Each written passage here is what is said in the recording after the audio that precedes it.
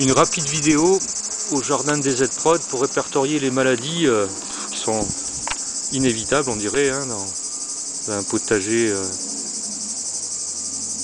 bio, sans utilisation d'aucun pesticide. Et on répertorie sur ce WU finalement 3 maladies. La première,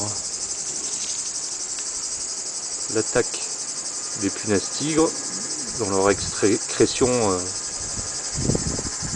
sont contaminées très vite par des champignons. Ces champignons qui bouchent les stomates des feuilles, la feuille ne fait plus de photosynthèse et c'est l'asphyxie, elle meurt.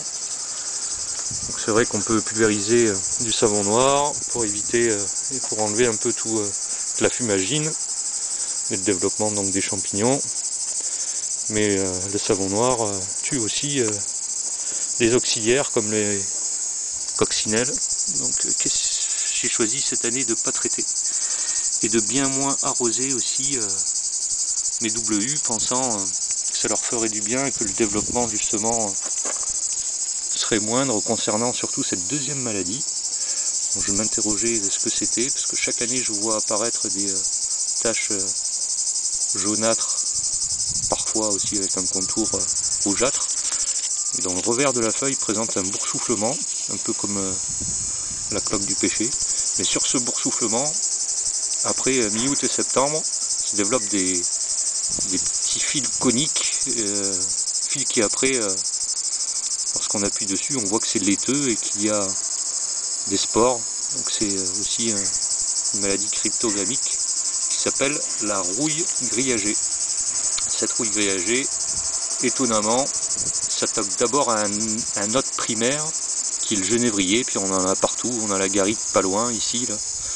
Et ce genévrier, d'abord, induit la maladie, mais les insectes l'amènent sur le deuxième mocte, donc sur l'hôte secondaire, qui est le poirier. Et voilà. Donc il faut surtout bien ramasser toutes les feuilles. Lorsque les feuilles tombent, on n'en laisse plus de côté. À la rigueur, on ratisse un peu ce que l'on a dessous pour faire propre. Il y a des solutions aussi pour lutter contre cette maladie, mais elle revient chaque année. La troisième phénomène est un phénomène qui va devenir de plus en plus fréquent. On a eu un mois de juin extrêmement chaud. Et ici, l'arbre a presque séché sur place et on le voit, ça se traduit sur des feuilles qui se recroquevillent comme dans d'autres maladies, carrément sèches, mais présentent pas de taches, là elles brunissent. Là. Vous voyez,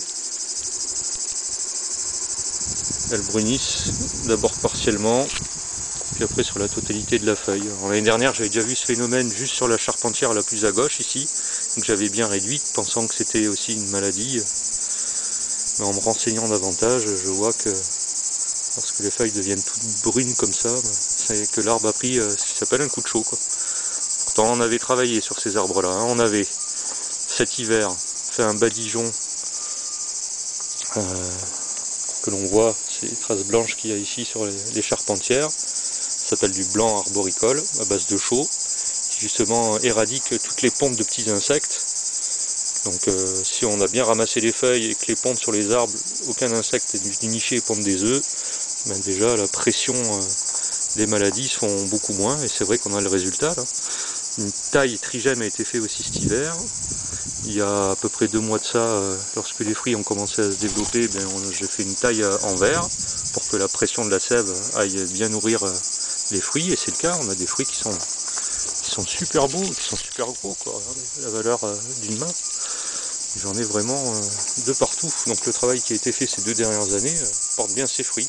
Pour que les fruits aussi ne soient pas attaqués par la mouche du poirier. On a acheté aussi des phéromones.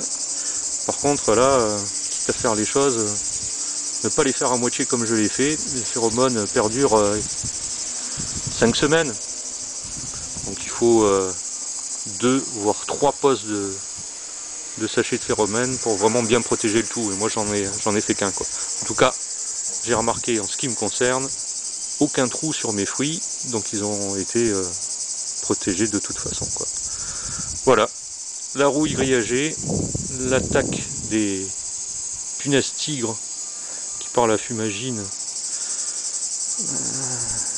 défolie, enlève pas mal de feuilles qu'il faut enlever, ne pas laisser sur le sol, car la maladie va perdurer d'une année sur l'autre. Bon, malgré tous ces efforts, moi je constate que d'une année sur l'autre, j'ai les maladies. Bon voilà, à bientôt.